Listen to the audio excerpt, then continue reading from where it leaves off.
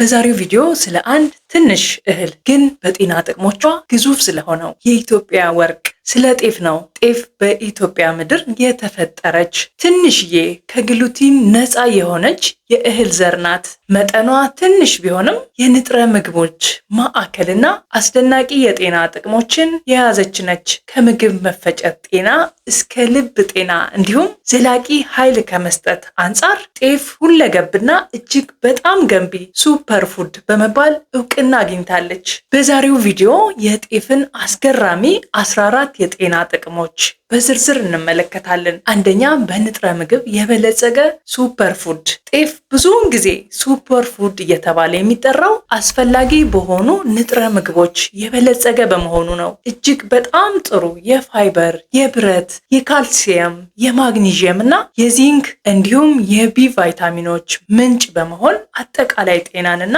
ጥንካሬን ለመጠበቅ ወሳኝ ናቸው። ሁለተኛው፣ ከግሉቲን ነፃ አማራጭ። ለሲሊያክ በሽታ ወይም ለግሉቲን ስሜታዊነት ያለባቸው ሰዎች ጤፍ ከስንዴና ግሉቲን ከያዙ ሌሎች እህሎች ምርጥ አማራጭ ነው። ከግሉቲን ነፃ ምግብ ለማዘጋጀት ጥቅም ላይ ሊውል ስለሚችል የአመጋገብ ገደብ ያለባቸው ሰዎች የተለያዩ የተጋገሩ ምግቦችና በሌሎች የምግብ አዘገጃጀት አማራጭ ላይ ሊጠቀሙት ይችላሉ።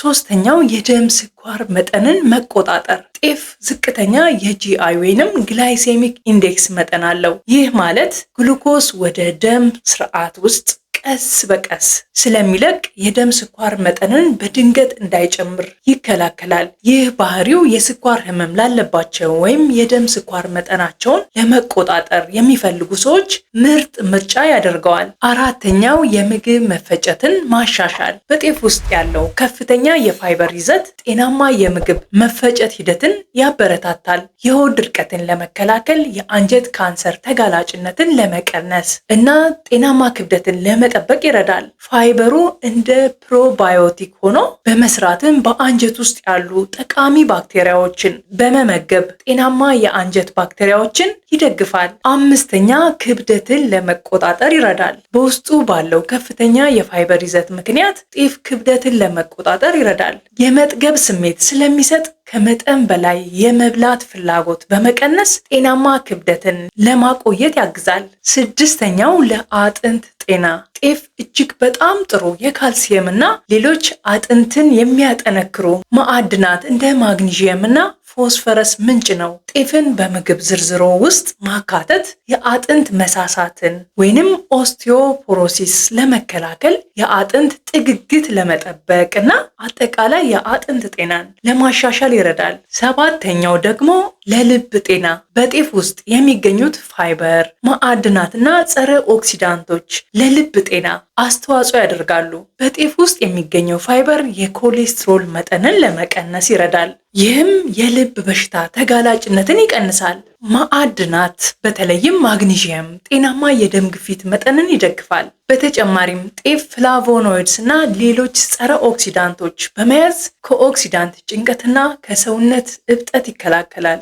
ስምንተኛው፣ የጡንቻ ጥገና እና እድገት። ጤፍ የጡንቻ ጥገና እና እድገት የሚያስፈልጉትን ሁሉንም አስፈላጊ አሚኖ አሲዶች የያዘ ጥሩ የፕሮቲን ምንጭ ነው። በተለይ ለአትሌቶች፣ ለቬጀቴሪያኖች እና የፕሮቲን ፍላጎታቸው ለጨመረባቸው ሰዎች ጠቃሚ ሊሆን ይችላል። ዘጠነኛው፣ የኃይል ምንጭ። ጤፍ በውስብስብ ካርቦሃይድሬትስ የበለጸገ ሲሆን ቀኑን ሙሉ ዘላቂ የኃይል መጠን ይሰጣል። አትሌቶች፣ ተማሪዎች እና አካላዊ ጥረት የሚጠይቁ ስራዎች ዘላቂ የኃይል ምንጭ ለሚያስፈልጋቸው ሰዎች ምርጥ ምርጫ ነው። አስረኛ፣ በብረት የበለጸገ ምግብ። ብረት ወይንም አይረን ለቀይ የደም ሴሎች ምርት እና የደም ማነስ ለመከላከል ወሳኝ ነው። ጤፍ በተለይ የቬጂቴሪያን ወይም የቬጋን አመጋገብ ለሚከተሉ ወይም የእንስሳት ውጤቶችን የማይጠቀሙ ከእንስሳት ምንጮች ብረት የማግኘት እድላቸው ለተገደበ ሰዎች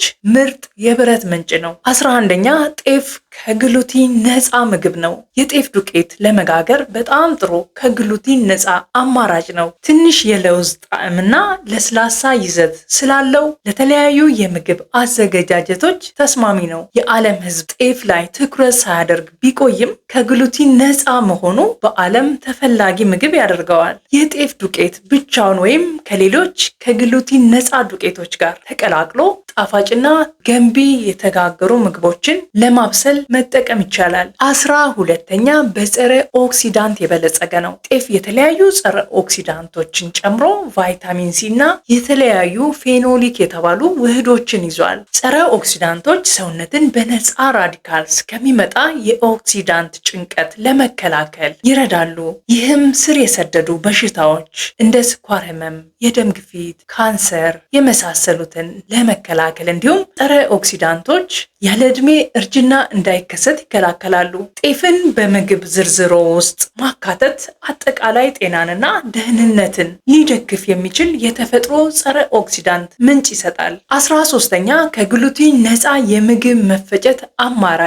ከግሉቲን ነፃ ከመሆኑ ባሻገር ጤፍ የምግብ መፈጨት ችግር ላለባቸው ሰዎች ልዩ ጥቅም አለው። የጤፍ የፕሮቲን ቅንብር ከሌሎች እህሎች የተለየ ነው። ይህም ለአንዳንድ ሰዎች በቀላሉ እንዲፈጭ ያደርገዋል። ጤፍ የምግብ መፈጨት ችግር ያለባቸው ሰዎች አማራጭ የእህል ምንጮችን ለሚፈልጉ ሰዎች ጥሩ አማራጭ ያደርገዋል። 14ኛ የእብጠት መጠንን ለመቀነስ ይረዳል። ስር የሰደደ እብጠት ከተለያዩ የጤና ችግሮች ጋር የተያያዘ ነው። ከነዚህም መካከል የልብ በሽታ፣ የስኳር በሽታና የራስ ሰር በሽታዎች ወይንም አውቶ ኢሚዩን ዲዚዝ የሚባሉት ይገኙበታል። በጤፍ ውስጥ የሚገኙት ንጥረ ምግቦች እና ጸረ ኦክሲዳንቶች እንደ ቫይታሚን ሲ እና ቫይታሚን ኢ እንዲሁም ፍላቮኖይድስ በሰውነት ውስጥ ያለውን እብጠት ለመቀነስ ይረዳሉ።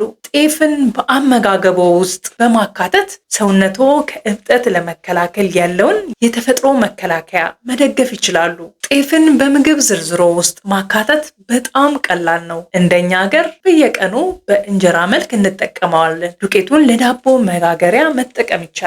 ጤፍ አስደናቂ በሆኑት የንጥረ ምግቦች ይዘት እና የጤፍ ጥቅሞቹ አጠቃላይ ጤናውን ለማሻሻል በየዕለቱ በአመጋገቦ ሊያካትቱት የሚገባ እህል ነው። በአጠቃላይ ጤፍ አስደናቂ እህል ሲሆን የማይታመን የጤና ጥቅሞችን ይሰጣል። ከንጥረ ምግብ ብልጽግናውና ከግሉቲን ነፃነቱ አንስቶ የደም ስኳር መጠንን የመቆጣጠር፣ የምግብ መፈጨትን የማሻሻል እንዲሁም ክብደትን የመቆጣጠር ችሎታው ድረስ ጤፍ የሱፐር ፉድ ማዕረጉን በትክክል አግኝቷል። ጤፍ ለአጥንት ለልብና ለጡንቻ ጥገናና እድገት ያለው አስተዋጽኦ አጠቃላይ ጥንካሬን ለመጠበቅ ያለውን ዋጋ የበለጠ ያጎላል። ዘላቂ ኃይልን መስጠቱ፣ በጸረ ኦክሲዳንት የበለጸገ መሆኑ እና እብጠትን የመከላከል ባህሪው ለማንኛውም አመጋገብ ጥሩ ተጨማሪ ያደርገዋል። ከግሉቲን ነፃ አማራጭ ከፈለጉ የምግብ መፈጨት ጤናውን ለማሻሻል እየሞከሩ ከሆነ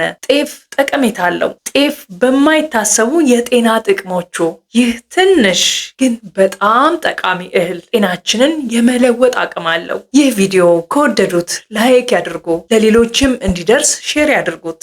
እስካሁን የሀበሻ ኬር ቤተሰብ ካልሆኑ ሰብስክራይብ ያድርጉ።